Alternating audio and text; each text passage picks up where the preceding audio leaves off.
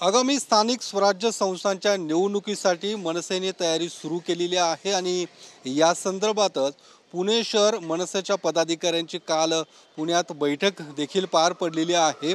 या बैठकीत नेमके कुठले मुद्दे चर्चेले गेलेले आहेत आणि या पुढच्या काळात मनसेकडून स्वबळाची तयारी आहे का, या संदर्भात बोलण्यासाठी आता आपल्या सोबत आहेत मनसेचे पुणे शहराध्यक्ष साईनाथ बाबर। साईनाथजी, काय नेमकी कालच्या बैठकीत चर्चा झालेली आहे? या स्थानिक स्वराज्य संस्थांच्या निवडणुकीला कसं सामोरं जाणार आहात? काय नेमकी तयारी? खरं तर पुणे महानगरपालिकेच्या निवडणुका येत्या 4 महिन्यामध्ये घ्याव्यात असं आपल्याला सर्वोच्च न्यायालयाने आदेश दिलेले आहेत। त्या दृष्टिकोनातून पुणे शहर म्हणून आम्ही महाराष्ट्र नवनिर्माण सेनेच्या प्रमुख पदाधिकाऱ्यांची बैठक झाली। त्यामध्ये निवडणुका कशा पद्धतीने आपण सामोरे गेलं पाहिजे, संघटनात्मक बांधणीची काय परिस्थिती आहे, गटाध्यक्ष जे यादीवर आपण प्रत्येक यादीवर गटाध्यक्ष काढलेले ते ॲक्टिव्ह आहेत की नाही, त्यांच्यावर काम जबाबदाऱ्या देऊन त्या कशा पद्धतीने खाली लोकांपर्यंत पोहोचतील आणि जे पदाधिकारी काम करत असतील त्या बदल्यात नवीन पदाधिकारी देणं आणि निवडणुकीच्या दृष्टिकोनातून कोण कोण आत्ता इच्छुक आहे, कोण कोण काम करतात आहे, त्या दृष्टिकोनातून आढावा घेतला आणि निवडणुकीच्या दृष्टिकोनाने एक आढावा घेऊन ते माननीय राजसाहेबांसमोर ठेवणार आहोत। काय एकूण स्वबळाची तयारी असणार आहे का? स्वबळावरती पुणे शहर जिल्ह्यातल्या स्थानिक स्वराज्य संस्था निवडणुका, महापालिका निवडणुकीला तुम्ही सामोरं जाणार आहात?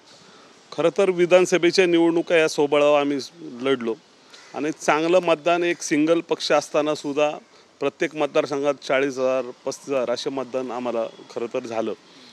मला वाटतं की 3-3 पक्ष एकत्र येऊन 70-80 हजार मतं घेऊन बरेचसे उमेदवार निवडून आले। आम्ही एक सिंगल पक्ष असताना सुद्धा 30-35 हजार मतदान, 40 हजार मतदान, काही ठिकाणी सेकंड नंबरला राहिलो। अशा बऱ्याच ठिकाणची वेगवेगळी भूमिका होती।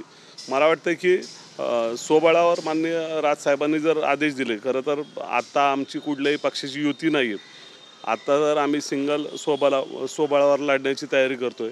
खरं तर कार्यकर्त्याला न्याय द्यायचं म्हणलं तर स्वबळावर लढलं तर जास्तीत जास्त कार्यकर्ते निवडणूक लढू शकतील आणि त्या भागात पक्ष संघटना वाढती।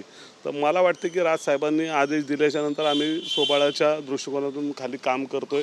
भविष्यामध्ये राजसाहेब जे निर्णय घेतील, उद्या माहीत नाही, राजकारणामध्ये काम करत असताना खरं तर समाज माध्यमातून आम्हाला बऱ्याचशा गोष्टी माहीत पडतात की शिवसेना मनसे युती होणार आहे का, शिवसेना भाजप युती म्हणजे मनसे भाजप युती होणार आहे का। माननीय राजसाहेब ठाकरे याचा निर्णय घेण्यासाठी सक्षम आहेत, तर भविष्यात जे निर्णय घेतील ते आम्हाला मान्य आहे, पण आज तरी आम्ही स्वबळाच्या दृष्टिकोनातून तयारी करतोय। स्वबळावरतीच तुम्ही निवडणुकीला सामोरं जाणार? नाही, नक्कीच आज तरी आम्ही स्वबळाच्या दृष्टिकोनातून तयारी करतोय आणि प्रत्येक ठिकाणी आपले उमेदवार कसे उभे राहतील आणि ते सक्षम कसे असतील त्या दृष्टिकोनाने काम करतोय। दुसरीकडे तुम्ही जसं म्हटलात की मनसे आणि शिवसेना अर्थात ठाकरे गट एकत्र येण्याच्या चर्चेत राज ठाकरे आणि उद्धव ठाकरे, काय वाटतं की भविष्यात असं काही राजकीय गणित किंवा असं काही एकत्र येण्याची शक्यता वाटते आणि तुम्ही नेमकं कसं पाहता त्याकडे? नाही, खरं तर माननीय राजसाहेब ठाकरे असतील, माननीय उद्धवसाहेब ठाकरे असतील, दोन्ही पण ठाकरेंनी एकत्र काम केलेलं आहे, त्यामुळं भविष्यात दोघांनी एकत्र येऊन काम केलं तर आम्हाला त्याबद्दल आनंदच आहे।